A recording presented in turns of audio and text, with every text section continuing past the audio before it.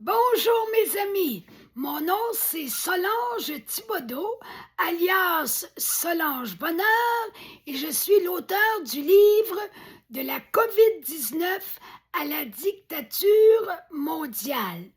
Hier, je vous laissais sur ces mots.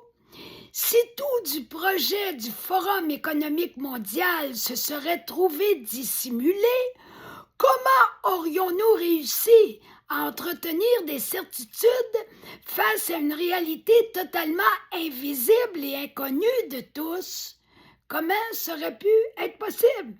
Impossible. Hormis les exceptions que voici. Être un espion politique chevronné à l'intuition phénoménale. Faire preuve d'un don de voyance renversant ou être un saint directement inspiré du ciel. Ce genre de personne ne court pas les rues de nos jours. Même dans ces cas exceptionnels, une marge d'erreur resterait toujours possible. Si la grande réinitialisation prévue était demeurée totalement cachée, comment nous serions-nous positionnés avec ferme conviction? Nous ne représenterions que des illuminés considérant leurs impressions et leurs intuitions comme des vérités absolues. De ce constat, je comprends que les gens insistaient sur l'aspect uniquement théorique de ce que signifie un complot. Tant qu'il n'existait pas de preuve qu'un projet s'élaborait, comment le prendre au sérieux? C'est bien sûr, tant qu'on n'a pas de preuves, tout demeure hypothétique, tout demeure théorique. Cette supposée réalité demeurait une hypothèse planifiée et dissimulée. Oublions pas l'aspect dissimulé. Par le fait même, elle ne se révélait qu'une théorie non officiellement attestée. Une théorie à prendre avec un grain de sel. Cependant, wow! Là, on apporte un élément important, une nuance qui change tout. Cependant, le mot preuve supprime. Le mot preuve supprime justement la notion de complot, car la preuve efface la dissimulation. Quand une preuve met carte sur table, nous ne parlons plus de conspiration. Par définition, dans un véritable complot, nous ne jonglons qu'avec des suppositions à cause de l'aspect dissimulé, non avec des réalités indéniables, des vérités plus ou moins probables et plus ou moins sujettes à se révéler fausses un jour ou l'autre. Quand il est question d'un complot, on nage dans le flou, l'incertain et l'imprécision, toujours consécutivement au secret qu'il implique. Nous ne pouvons donc jamais affirmer catégoriquement que tel événement se relie à un complot.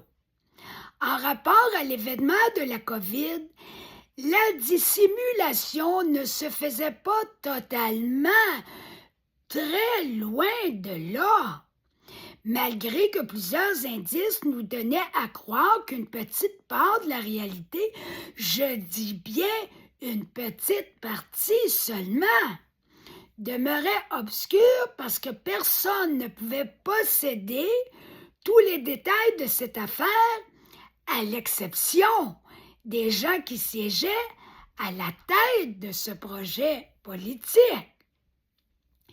Si quelqu'un prenait suffisamment de temps pour s'informer, comme je l'ai fait, il comprenait que cette douteuse pandémie ne reposait sur rien de scientifiquement et de factuellement vérifiable. Cette gérance mondiale insensée depuis 2020 révélait et révèle encore qu'il se trame quelque chose de très grave pour l'humanité entière. Le monde n'était pas perturbé par une pandémie, mais plutôt par une plandémie. Plandémie. Les instigateurs malhonnêtes et criminels de cette immense comédie macabre devront un jour en rendre compte devant la loi. Ils subiront du même coup de très lourdes pénalités. Probablement que ces condamnations s'avéreront aussi sévères, sinon plus que celles administrées aux criminels de la Deuxième Guerre mondiale lors du procès de Nuremberg en 1946. Sous plusieurs aspects, la gérance mondiale anormale de la COVID en dévoile le plan machiavélique. Pour l'instant, je convie à laisser une chance à la coureuse que je suis, car vous prendrez connaissance des détails de l'affaire, spécialement dans les chapitres dédiés au grand jury. Je vous propose donc d'avancer avec moi pas à pas. Vous parviendrez ainsi graduellement à comprendre ce qui me permet d'émettre de telles affirmations. Un gros gâteau ne se mange pas d'une seule bouchée, mais un morceau à la fois. Ce qui vous demeure obscur s'éclaircira d'une information à l'autre si vous vous donnez la chance de faire le tour de la question avec patience. Si ce document contient plus de 300 pages, 330, je l'ai déjà dit, c'est que je considère qu'elle s'avère nécessaire pour faire le tour de la question. Alors, pour ne pas rester en plan, avec une foule d'interrogations ou d'objections, je vous suggère de passer à travers l'ensemble du document. Je sais que n'importe quel sujet exige des nuances dans son analyse. Habituellement, je sais m'y appliquer, mais d'emblée, la couverture de mon ouvrage vous met au parfum de ma conviction relative à la COVID. Globalement, je vous avoue que je prends une position plutôt bien définie. Je pense que vous l'avez remarqué, d'après moi. Par conséquent, je ne parle pas des deux côtés de la bouche. Ne vous attendez pas à ce que j'expose comme également valable le point de vue adverse. Certains adhérents au narratif officiel de cette étrange pandémie critiquent ceux qui la remettent en question en objectant qu'ils ne font aucune place à leur version des faits, comme si cette attitude devenait signe d'une anormalité flagrante.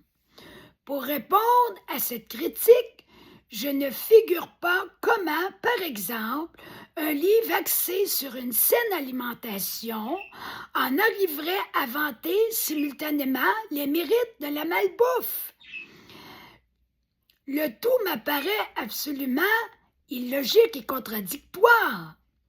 À la limite, nous savons que quelques écarts alimentaires contribuent à un meilleur moral, mais point à la ligne.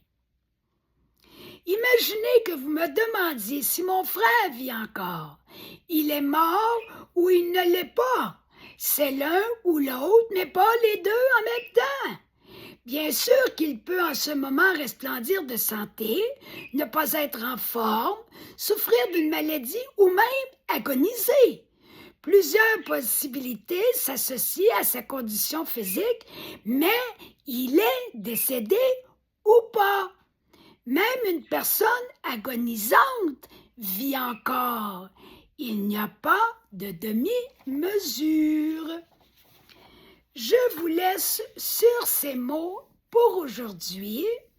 Je vous invite à liker, à vous abonner, à partager et aussi à acheter mon livre. Vous allez pouvoir le suivre si vous achetez mon livre sur Amazon pour 40 $ ou bien vous pouvez l'imprimer en allant à ma première publication Facebook qu'on appelle la publication épinglée.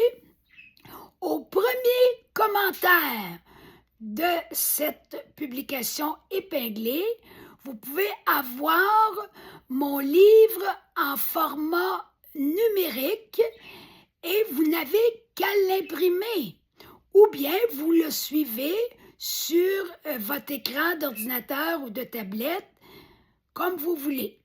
Alors, on se retrouve demain matin pour la suite.